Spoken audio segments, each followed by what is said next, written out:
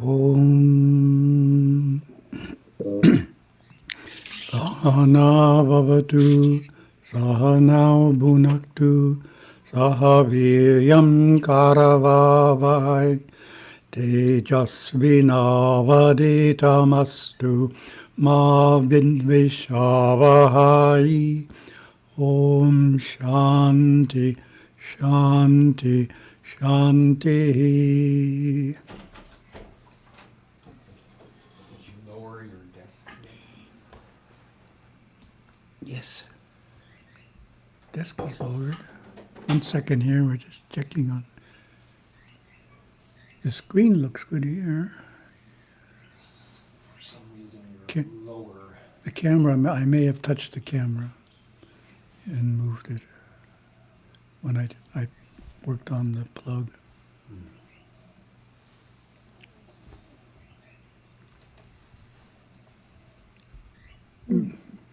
Yes, I noticed that myself. There, I couldn't see the flowers on the Right. left and right. Okay, we're just adjusting the camera here. We had a little problem with yesterday's satsang. Something to do with the cable.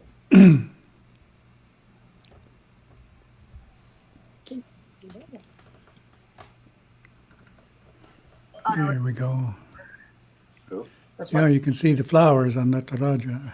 So your head is pretty close to the top. Yes, yes, that's where we should be. Oh, we're going to share the screen.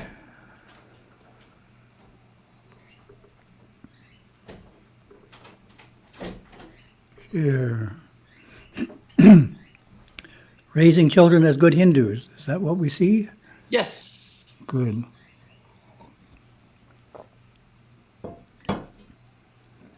Oh, for those of you who weren't involved in the previous satsangs on this subject, it's the Educational Insight section in the April 2021 issue of Hinduism Today.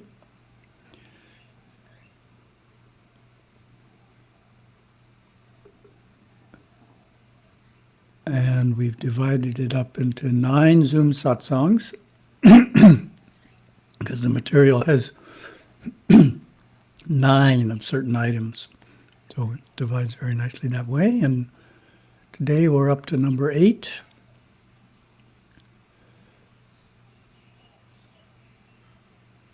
And the first section is cultivating 9 key spiritual qualities. The eighth quality to develop is parental closeness. Parental closeness finds fulfillment when children reach adulthood and choose to spend time with their parents because they really enjoy being with them. Strong bond of love and understanding exists. Sadly, the opposite is often the case. And the question for you is, how is parental closeness developed? Give you a second on that. As usual, there's more than one way.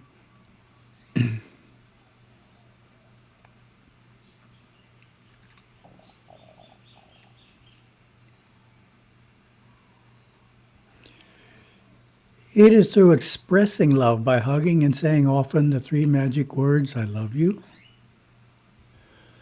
Distance is developed by never expressing love. Closeness is nurtured by correcting a child's misbehavior with positive discipline methods such as timeout and appropriate, natural, and logical consequences. The use of physical violence, anger, irrational punishments, blame, and shame cause distance. And of course, you don't see that till children get older, somewhere in their later teens. The distance can really become visible. Closeness comes when quality time is spent together in activities that all members of the family enjoy. It is developed by the father's bonding with his sons and the mother's bonding with her daughters through developing common interests in hobbies or games and working on them together. It is protected when parents create in the home a non-threatening atmosphere of trust in which their children feel free to tell them everything they have done without fear of harsh consequences. They know their parents love them no matter what. A loving parental closeness strengthens all subsequent relationships children develop, even their relationship with God. So if children grow up to fear their parents, they're going to start out by fearing God, which is an unneeded obstacle to have to overcome. Oh, second section, Hinduism's wise precepts. Eighth one is about all religions are not one. Some Hindus teach their children that all religions are one, thinking this is a way to describe Sanatana Dharma's broad vision. However, this is a problematic distortion of the Hindu belief that truth is one, paths are many. Teaching this to children will cause them to be half-hearted Hindus, never fully committed to their faith and not inspired to pass it on to their offspring. I have seen this attitude create in different Hindus who passively attend their non-Hindu spouse's church, presumably thinking it doesn't really matter, and who think it best to raise their children in both religions. Raising a child in two religions is usually a disaster. They end up rejecting both. So really need to choose one or the other if that's the case in the family. The correct teaching is that Hindus believe that all religions worship the same truth, which is different than being one, the same supreme being, but that all religions are not identical, and it does matter which religion you follow. The beliefs and practices of the world's religion are, in fact, quite different. The God they worship is one, but each of the many paths is quite distinct. This knowledge will help children see the world's array of faiths in a realistic light while pursuing their Hindu path with full dedication. And then we have a story. It's from Chicago. Many years ago, visited a Sri Lankan family where the grandmother was a real strong Erevan devotee, and the father and the son were there as well, both of whom were doctors. So the son asked this classic question, saying something like, aren't all religions pretty much the same? So, real life, it does happen. And I gave a simple answer at the time, stating that their beliefs and practices were quite different. That's what we focus on. There's two things. What they believe and what they practice are very distinct. But I felt my answer wasn't as strong as it could have been, so I kept thinking about it, and I came up with a comparison to medical clinics. So this is my answer in the future if a doctor ever asks me that question again. Aren't all medical clinics the same? If you go to a clinic with chest pains and the doctor there thinks it might be something serious, he will probably send you to a hospital to run some sophisticated tests, which he can't do at his clinic. And if the tests show a problem that needs to be corrected by surgery, then you will probably need to go to another more advanced hospital that has a surgeon specializing in that kind of surgical technique. So that happens on our island here because we only have 72,000 residents. The hospital can't have specialized personnel. There's not enough operations a year to justify the cost, so you have to fly over to Honolulu, and if you happen to be very sick, then you get the honor of flying in a medical helicopter, which also is expensive. Are all medical clinics the same?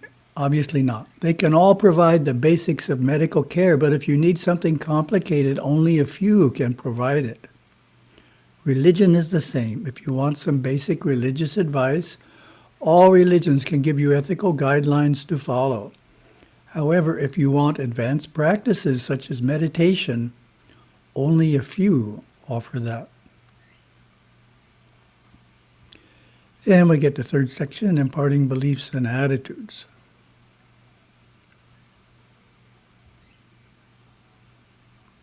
Train children that the world is a positive place filled with opportunities for growth.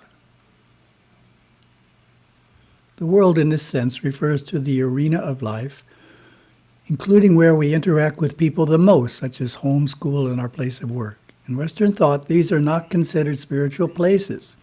However, in Hinduism they are. There is no sharp distinction between the sacred and the secular.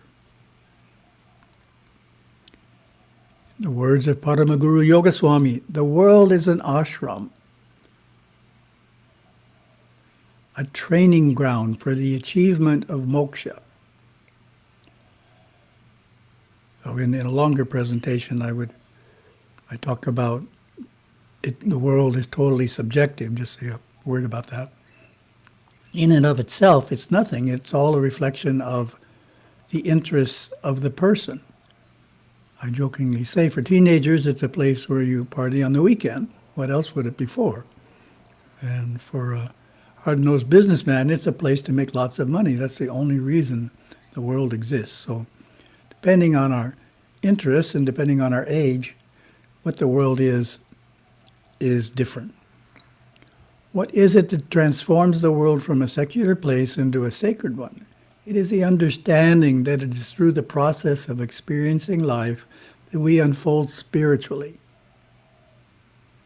So it takes interacting with people to unfold spiritually. Most people, if they sit in a cave, can't unfold spiritually.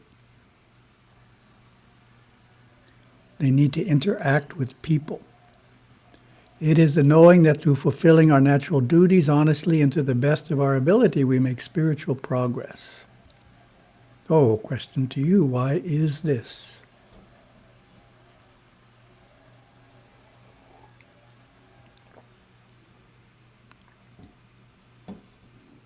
Kind of gave the answer away, not realizing it. Through interacting with others, we learn important lessons and, as a result, gradually deepen our understanding, improve our behavior, and become more spiritual. In the process, we work through karmas we created in the past and create new karmas to be faced in the future. Of course, the new karmas are more positive than the old ones. Our daily activities, encounters, and emotional reactions contribute to our progress just as much as attending pujas in the temple, studying the holy texts, meditating, and worshiping in our home shrine. Yogaswami captured the essence of this perspective when he said, all work must be done with the aim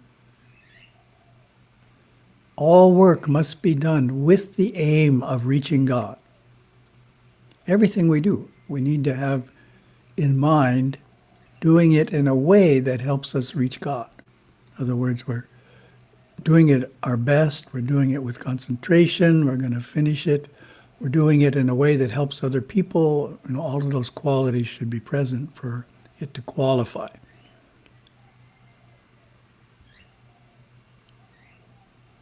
Next idea, teach that life is a classroom in which we learn important lessons.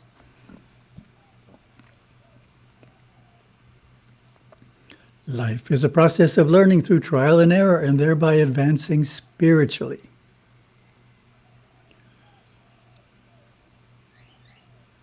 So the biggest obstacle to that is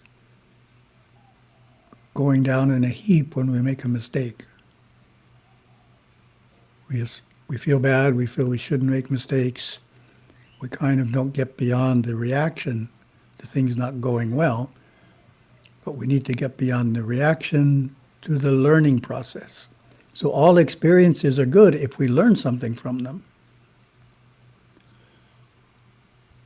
Life is a series of experiences, one after another, says Gurudeva. Each experience can be looked at as a classroom in the big university of life if we only approach it that way. Who is going to these classrooms? Who is a member of this university of life? It's not your instinctive mind, it's not your intellectual mind, it's the body of your soul. your superconscious self, that wonderful body of light. It's maturing under the stress and strain. Children live much of their day learning, often in the classroom, so the idea that all of life is a school for our soul will come easily to them and will teach them to value lessons wherever they come from. Second topic, climbing the ladder of consciousness.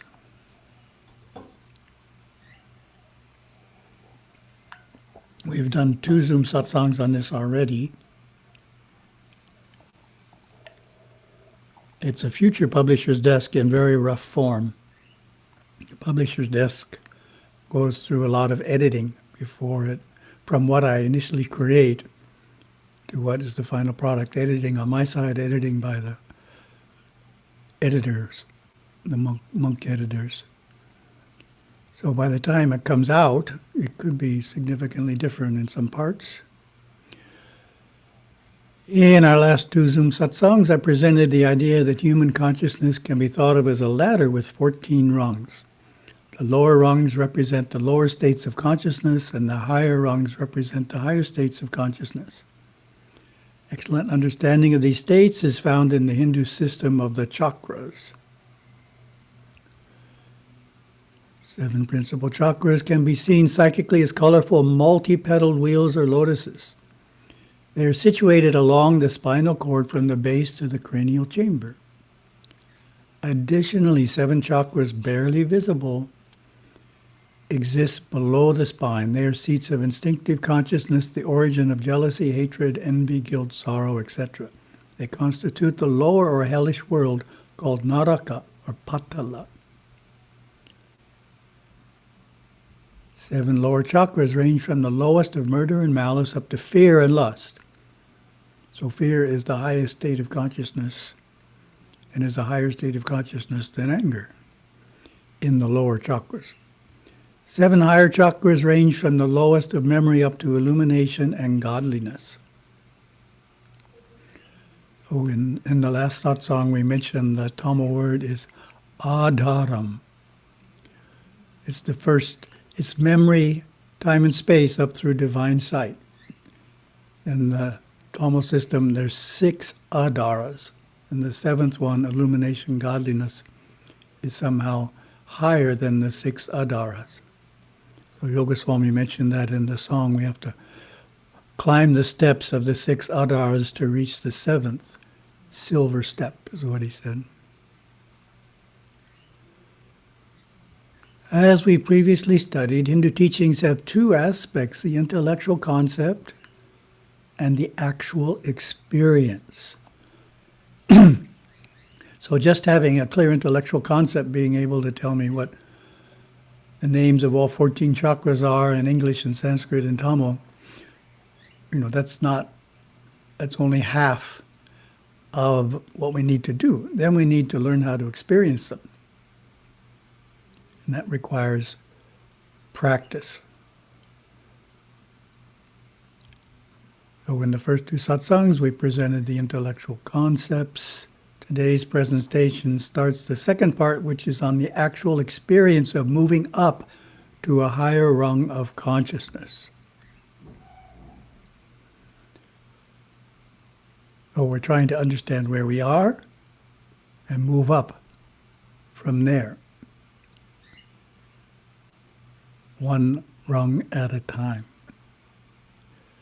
To begin, I will share just a few thoughts about the first 2 rungs, which are murder and malice and absence of consciousness, absence of conscience. So individuals at this level aren't interested in religion, so it's handled in a different way, but I thought I'd mention it anyway. It's an important idea in it. The lesson to be learned at this level is that actions have consequences. Same thing we teach younger children. Actions have consequences. And in this case, for adults, it's one of the functions of the criminal justice system is to get this idea across. You just can't rob a bank and spend the money, Actions have consequences. few years ago, a segment on television described an innovative prison in California. As we all know, the usual approach is to regard jail simply as a time of punishment by confinement for a number of years. Under this approach, many of the prisoners released repeat the same crimes and return to jail again and again. Their behavior shows no improvement. In fact, they may learn the criminal's craft while serving their sentence, become a better criminal, studying with the other criminals. In this innovative prison program, the warden had initiated a regimen that includes counseling, yoga, and other therapeutic activities to improve the behavior of prisoners so they would not repeat their crimes and return to jail. The program is showing an excellent success rate. So that's jail as rehabilitation, not just jail as punishment. That's the ideal system. Moving on to what is more everyone who is participating's concern, which is moving to the higher chakras. When it comes to climbing the ladder of consciousness and experiencing higher states of consciousness, the general approach that modern teachers take is to focus on stimulating your higher chakras, perhaps in as short a period as a weekend seminar. A book from Amazon.com has a title that fits this idea, Chakra Awakening, 21 days of highly effective guided meditations to awaken your chakras, third eye, and achieve higher consciousness, increase energy, psychic intuition, balance chakras, and heal your body. So 21 days can accomplish all of that. So to show Gurudeva's approach, I use the comparison to filling a bathtub with water. Imagine that all of your spiritual practices add water to the tub, and that the fuller the tub, the higher your state of consciousness. However, every time you have an episode of angry outbursts, it is equivalent to pulling out the plug, which then causes all the water to drain out. Clearly, until anger is under control, higher consciousness cannot be sustained. So you can attain it, but you can't sustain it because of not having first controlled anger. Gurudeva's teachings differ from this modern approach, as I mentioned. His approach is to first focus on closing off the 7 lower chakras. That is certainly not as exciting a topic, and as I say humorously, won't sell as many seminar tickets, but is definitely what needs to be done first. Tirumandaram, my favorite verse, 1444, places controlling anger at the first level of practice in Saiva Siddhanta, which is Charya Pada. Seyikadai nesan shivapusayame. So we're dealing with Seyir, anger, rage, synonym, kopam. So literal translation, adoration that displaces anger is charya worship. Or we're trying to replace one emotion with another. Instead of getting angry, we have some devotion to God present because of attending worship, and that prevents us from not accepting what happened. One of the most common reasons for getting angry is something happened that we didn't want to happen, like a carpenter hits his thumb with a hammer and anger occurs. So being able to accept it, because we have some devotion, avoids that reaction pattern. The longer explanatory translation reads, the worship of Shiva pertaining to the Charya path is to be with pure and spontaneous love, which wards off anger. Nicely said, pure and spontaneous love, which wards off anger, lust and other such vices, and which renders fitness to the devotees to do services without expecting any benefit or reward. So you can see he likes to add things. Sabaratnam Shivacharya Chennai, bringing in the idea of service, which is something we'll bring in a future Zoom satsang, the idea of service, seva, without expecting any benefit or reward, and willingness to do humble tasks is an important part of stabilizing ourselves and not going into the lower chakras. In Living with Shiva, Lesson 272, Gurudeva offers some important insights into closing off the lower chakras. Ahimsa, non-hurtfulness, is the essence of Dharma. And the Muladhara chakra sets the pattern of Dharma. The Muladhara is a very interesting chakra because it is the base center of energy and consciousness is energy. And I'm on the wrong slide. Okay. Muladhara. The Muladhara chakra is a very interesting chakra because it is the base center of energy and consciousness is energy, ever creating, preserving, and absorbing. Karma is the self-perpetuating principle of cause and effect, shaping our experiences as a result of how we use our energies, mentally, verbally, or physically. So once we narrow down the individual awareness from freedom without responsibility, which is the lower nature, into the consciousness of freedom with responsibility, which is the higher nature, the individual awareness or consciousness must pass through the portals of the Muladhara chakra and rest comfortably within the energies of its 4 petals. 4 petals, of course, form a square. 3-dimensionally, 2 squares put together with a space between can well be defined as a box. This box is defined as Dharma. Briefly, at this point on the path to enlightenment, we put our cumulative karmas into a box called Dharma. Once encased within Dharma, the various karmas may fight each other. As the individual progresses on the path, the box lightens and rises. The box of Dharma is the base from which the aspirant must live at this point.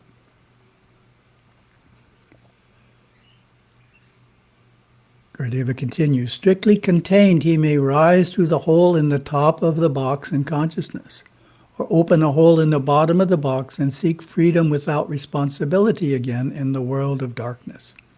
To seek freedom in the chakras above is the Sanmarga.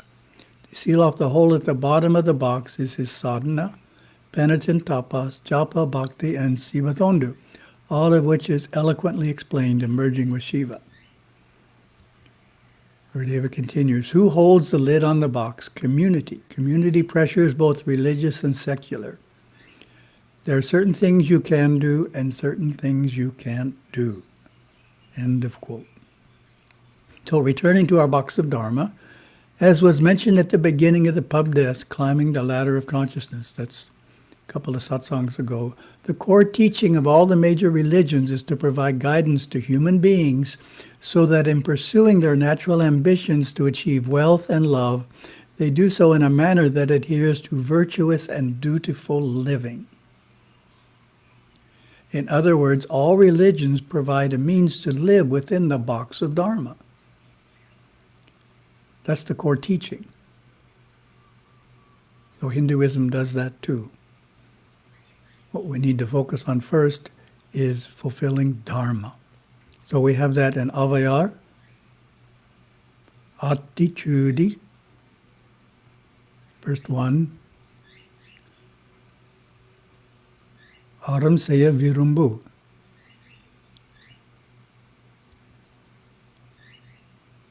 English, desire to fulfill Dharma. So Aram is the ancient Tamil word for Dharma. In more modern texts you see Dharmam or Darumam, but in the older text you see Aram.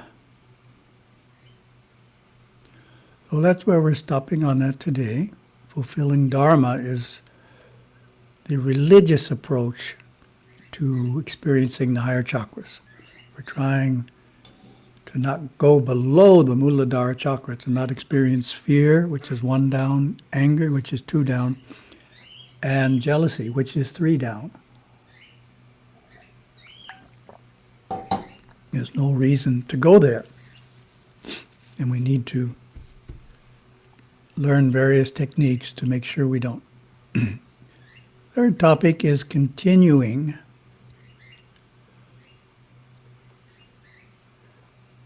various ideas on spirituality and religion. Being spiritual but not religious, SBNR, is big trend today among those under a certain age. And it's happening even in India. So all countries are experiencing it. It's just they didn't all start at the same time. So Europe, in my simple understanding, started first, and by the Christians there stopping going to church, a lot of churches got closed and eventually sold, some of them. So the number of churches that have closed and been sold is huge in the last couple of decades in Europe. In the US, we have a pattern. Under a certain age, the group is growing exponentially.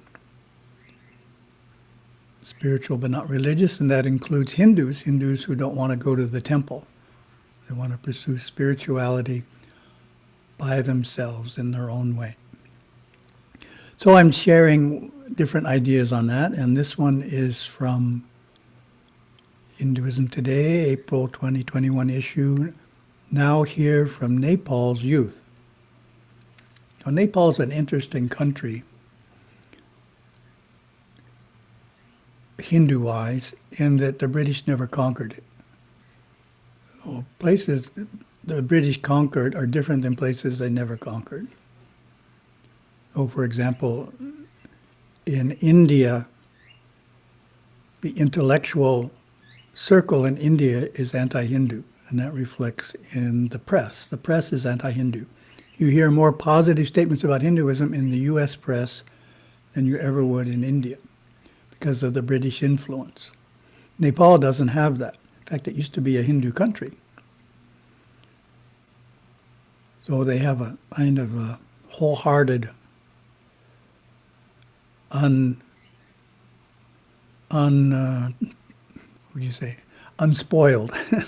unspoiled approach to Hinduism. So we have a questionnaire we used in India. We have an article in India on the youth.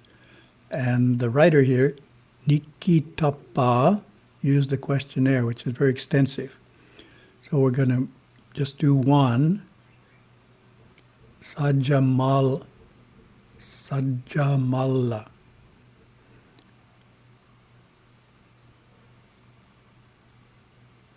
Sajamala, 20, is majoring in business studies at Presidential Business School. Both her parents perform morning and evening pujas.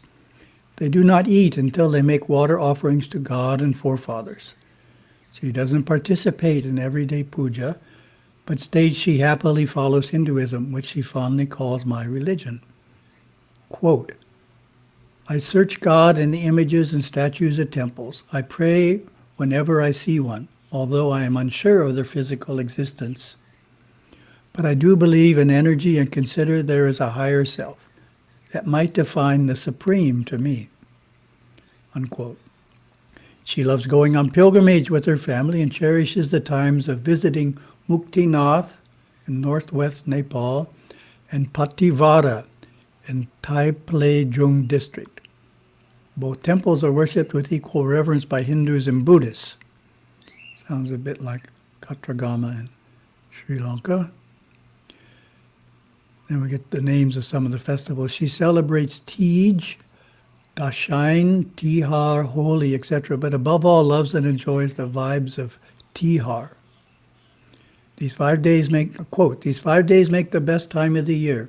The entire place is covered with lights and flowers, and everywhere people are cherishing their family and friends. The rangoli and other decorations enhance the existing joy of spending time with family and playing cards. Sounds of the songs and firecrackers all around add to the fun of the festival like the icing on a cake. Besides all, the day of Baitika is even precious to me as it is followed by the fun of shopping and packing gifts for my brothers. It's the festival whose preparation is as much fun as the festival itself. I try reflecting on my actions to guide me when I am wrong. This is more abstract. As I believe in karma, I try not to spend my energy on every bad event and let karma take the charge. I am aware that you get what you give. However, I believe people should help when they can without expecting a return. Regarding reincarnation, though I have not experienced or heard of it in my personal circle, I have heard stories and I believe them. End of quote. Saja has suffered migraine from childhood and practices cross-breathing learned from her mother as it provides relief. She studied yoga with Isha Foundation and benefited greatly. Quote, Dharma, Artha, Kama, and Moksha are the four beliefs of Hinduism, which I guess not only works for Hindus. Every being ever born comes with the time they are Every being ever born comes with the time they are destined with. The beginning and end are not in our hands. Very insightful. But the living process relies on our actions heavily. The fact that we are taught to do good deeds in life definitely influences us ethically, leads us in a good path, and hence our actions manifest in our hereafter. Unquote. I was particularly impressed at Saja's level, this is the author, of spiritual understanding at just age 20. Most her age are into fashion, Instagram, and relationships, while she is exploring her inner self. Well, that's a very interesting story, and I think, we can all agree she's both religious and spiritual. Has both qualities. She's just not participating in rituals without any sense of an inner self or yoga, which would be religious, and she's not totally ignoring rituals and just doing yoga, which is spiritual. She's doing both. The only thing she doesn't do, her parents do, is she doesn't attend the home puja for some reason. Oh, thank you very much for listening. We'll stop sharing. Oh.